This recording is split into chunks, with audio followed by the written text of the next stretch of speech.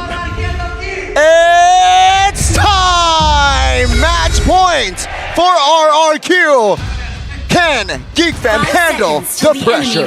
Man of Dawn, here we go! Just like that, ladies and gentlemen, we are underway. The crowd control of RRQ or the damage of GEEK Fam.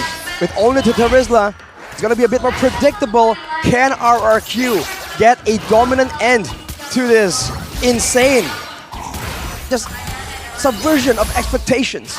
Remember the keys to victory. It's Angeloy, not Anjoy. So it's Angela on Beloy, not a boy. That's the secure win. If GEEK Fam can't win it on the secure win hero, it's going to leave a big lasting blow to their mental. Wonder how Naomi's going to perform on his Minotaur though. We've seen it before, I believe, but it really wasn't as flashy.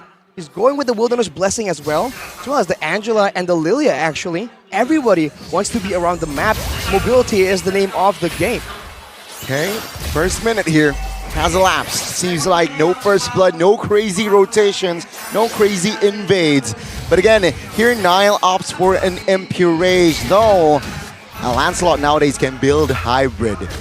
Tanky, but again, one endless battle, or even a War Axe can be enough. Let's see though, how will it transpose? Nile, cancelled. Naomi finding the gold grab in the mid lane. Flicker out, Fersik looking for it, but it's also a flicker from Lemon. Two flickers from both mid laners, GEEK Fam and RRQ. Lemon though, he can do his work from afar. Same can be said for a boy. Ooh. And with the turtle spawning in 14, the gold laners definitely won't be in the picture. Skylar actually ain't doing so hot. Okay, Remember who Marky is, guys? He's the guy who mentored Kelra, one of the best in the business. In my opinion, individually, the greatest of all time. And Marky mentored that man. He knows a thing or two about gold laning as well. see here the setup again. Naomi not level 4. No minute 3. Dyron now even finally gets a BDF, but very low. Luke dealing a lot of damage, forcing an offensive Black Dragon form. Yes, folks, that's a DBDF. RRQ, Versick on this turtle. Luke dealing a lot of damage, forcing the heavy spin early. Beloyski's tying him up, forcing Versick out, and it's a free turtle over to GEEK Fam through their winning lanes, through Angeloy. Man, he just walked up and just kept going with the healing waves, damaging and healing at the same time. In the early game, it's definitely an obnoxious amount of healing for RRQ. Similar to game number 2, have to take it slow. And they don't really go for the fight though, because in a way, that's a bit of a good adjustment. Exact same talent predictions though. You don't change. Consistency. You don't change. Consistency indeed. You can see you're 3 minutes in. Okay, now you're looking for the... Gets it. And he gets it. But now Versick is walking him down. That's some good damage. But there's always Angeloy. When you think you're low, you can look up to the skies and see Angeloy. Assassin with the Angela. It's a combination we haven't seen as often, but it's definitely still a big problem. Versick is still dealing with it, and he will be able to get the lethal here. Now they're moving their focus down to the gold lane. Of course, Skylar needs to win the lane, by the way, for RRQ's game plan to work as intended. You can see here both teams rather slow-paced, stabilizing as well. GEEK Fam and RRQ here. No first blood just yet. So it seems like both teams rather here playing it carefully here. Do not want to go for the crazy pick-offs just yet. And if we're talking about the gold laners, Marky and Skylar, A-OK on the farm department. There's just a difference right now from the Claude we see now compared to the Claude we see before. Versick, wow, look at this chocolate as damage. Wow. Angeloy. Again with a few good hits, but speaking of that lane in the bottom lane, you're no longer able to use that Blazing Duet to clear out. You're mainly using it to poke or to all in, which is what Marky can do now. He farms usually just with skill 1 and basic attacks. That's the change in Claude. And this combo though, Angela and Lilia get slowed, get tied up, get destroyed. A boy going aggressive right here. Which is surprising, right? I mean, Minotaur, a hero that is just very short range, melee, going up against an Angela and Lilia. Let's see though, turtle take. penalty zone hit, but it is going to be Dyron getting out. Now the heavy spin locks them down, and he finds the retreat, but Naomi loses his life. But the Minions Fury popped in, it doesn't matter. The hard guard is there. Niall gets taken out by the passive burning and ticking, but Dyron loses his life to a boy. It's a 2-for-1. The turtle again taken by RRQ, so technically gets a 3-for-1, but okay, the orange buff almost. They have Aloyski, such a nuisance, but who won that trade, Arashi? Wait. Okay, there's a flicker. The snipe! Boom! Hey! All the way from half court, it's Lemon with a shot down on Angelo.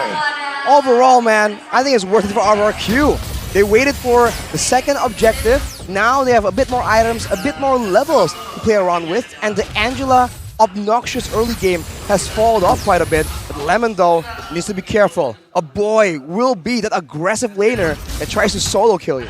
This is why a boy is such a very, very strong mid laner. His poke damage, he knows his Lilia, and he knows his potential on that hero. And again, the poking damage, the burst that he can provide already forced Lemon to burn the spell. A purple buff invade might happen here, and then there you go. Lancelot already moving towards that side, but bottom lane, it's a 3v2. They will die. Ooh, good knockup. Marky forced back on that battle mirror image. Even the black shoes used up.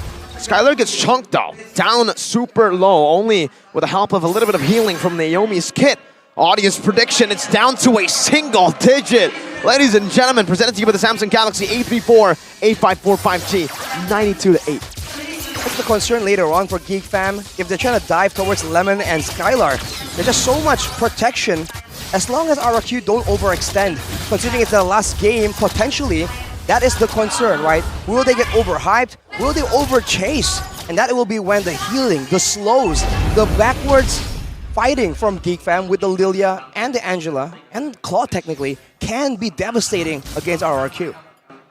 6 minutes, 7 minutes. Oh my god! Skylar hit and run, and Marquis popped the blazing duets a little too late there, as Skylar was able to get out. That's a heavy spin, locking Niall as well. He's able to use a Thorn Rose to evade for a bit, but Minions Fury had to petrify everything. What? But it's still a boy who finds it. Now, with the black shoes getting out, the flicker as well. Luke still in the midst of it all. Naomi taken low. Now going at it, onto Fairstay with a hard guard. He can continue to go forward. That's an Astral Sphere not connecting, but the Panda has been hammered down and splashed by some damage from Baloy. Goodness. GEEK fan, man, they are stepping off the gas, and first it gets taken out. Even the mid structure here. GEEK fam. Baloy? Oh, almost. But Marquis already got the golden staff here, Arashi. Even though, technically, structure-wise in that bottom lane, Marquis lost that lane. But I feel like he's active now. He's active, but he is still losing on gold. It's to be expected from, the Irrital in the hands of Skylar. But with the turret down, now Marquis won't have as much space to work with. Although without the mid-turret available for RRQ, this means that there is less safe areas for them to walk away from. More distance that GEEK fan can chase down and constantly slow with the Lilia, with the Angela as well. So they need to be a bit more careful, especially if they're contesting anywhere near that mid lane. That's a good timer, by the way. To get the golden staff, 8 minutes in. Marquis doing a pretty good job on this hero that has fallen in priority quite hard in MPL Indonesia. Meanwhile, up top, wow, Niall giving quite a bit of damage onto Dyron, forcing him back and giving Marquis some more space to climb up. His next item should be, if it's safe, Wind of Nature, and he wants to go for more damage, Corrosion Scythe, Penetration, Melfic Roar. Very, very dynamic build. Oh, what? Boom. Lemon. Almost. And again here now, jumps in. But it seems like, again, GEEK fam here, what are they trying to do? It seems like they are trying to have more control in the mid, because of course they have taken that structure in the mid lane, so they will definitely play around that area more. Meanwhile, RRQ, they're still waiting on Skylar. That's it. That's about it. Well, RRQ now, they're a lot more one-dimensional. Earlier there was a Sicilian, but now it's all Skylar. They're going in, they're tying him up, but Baloy is forced to flicker out and Skylar gets out. Meanwhile, Lemon is sent to help his gold laner. Skylar with a sprint already used, but a flicker. Here, entering the first Lord Arashi. And Can GEEK fam go for this contest? He has, well, Nile has that RX and Thunderbelt on his way towards the Guardian helmet. So still tanky items here prioritized by Nile. But, top lane, what's the top lane looking like? Okay, Skylar, minute 10, already given the orange buff. Marky has the Blazing Duet again. Meanwhile, Skylar, the heavy crossbow still on cooldown. Nile picks up the purple, gets out with the puncture. Fursick on to Luke. He's, clean maneuver. Happy feet. Fancy feet. Oh my god, Luke. Well, taking a lot of damage, but it's a bit of a weird situation here. RRQ are the ones dictating.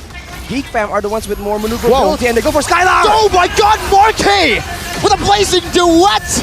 Finds Skylar again, no sprint! And it helped this time. A boy's able to chunk Naomi. Wait, he might be going for more under the turret. Naomi and Lemon forced back entirely. Beloy in the front, Dyron moving forward. Beloy getting some healing as Nile has rotated over to help his roamer. Beloy able to escape for now. That's a BDF used up the Black Dragon form. Fursick has a heavy spin. It'll come down to this. Now, Beloy gonna be targeted down on the back line by Dyron. Fursick goes in very low. Defensive execution and a retreat from Nile. 2 for 1, GEEK fam strikes back. Marky takes Lemon down. The savior, the solution for GEEK. The solution indeed, and GEEK fam, they don't stop there. RRQ, they're in shambles right now. Oh my lord, Arashi, walk us through what happened and take a look at the momentum that GEEK fam has right now. It is unstoppable. That's crazy. They have the lead in the setups. They had the better lead in the damage output as well. We see that RRQ, they have a lot more crowd control, but GEEK fam have a lot more AoE to work with. With the Claude and with the Lilia, it's a lot of damage being thrown around. And compared to the Lilia, Lemon cannot output the damage as decisively. So now they're losing in an all-in situation. Now, they're the ones that need to try and find a pickoff or find some poke damage before the real fight even begins. Because otherwise, GEEK fam will just win by default. The super sub is looking very scary here for the Kings of Kings. Can they pull this off? Base turret 1 falls. No, but both teams here not yet pull the trigger. Not yet. That's some good damage on Marky though. That might be the sign to pull the trigger. There's a wave down below. There's also some healing from Beloy. Gets Marky back to a quarter of his HP. Natural Echo connects onto 5, and Nile now jumps with a puncture onto Skylar. Dealing a lot of damage onto the back. My god! What the hell? Now locked down with a heavy spin. Nile brought back to the team. He should be fine. He should be good with the recalls. That's style. That's class. He found Skylar, the spearhead of RRQ. Luke with the penalty zone. Marky with the Blazing Duet. Now Naomi. Minions Fury. Defensive. Nile moves forward. The base wide open. Marky on it right now. That's a Black Dragon for him. Petrifying Marky. But GEEK, they found the solution. A convincing win at match point. There will be no clean sweep tonight. GEEK fam, they were able to show some class, and take a look at the man on